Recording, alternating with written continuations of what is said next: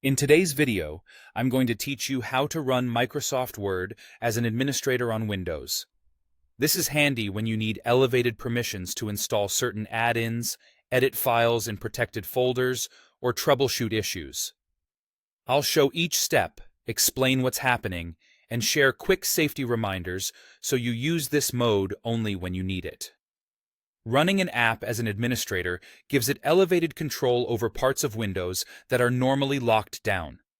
For Word, that can include writing to protected locations, registering components, or applying settings that affect all users on the device.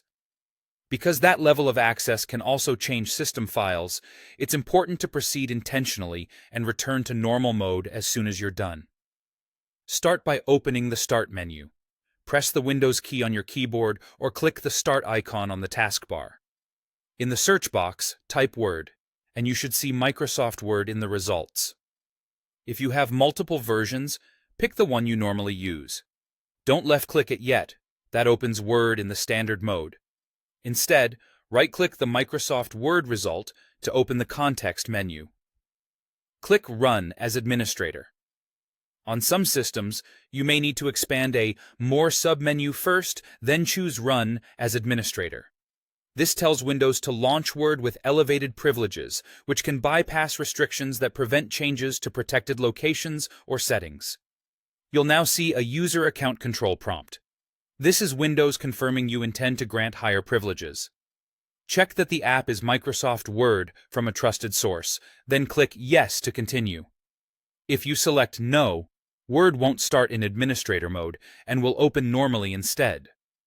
If your account doesn't have the necessary rights, you may need permission from an administrator before you can proceed.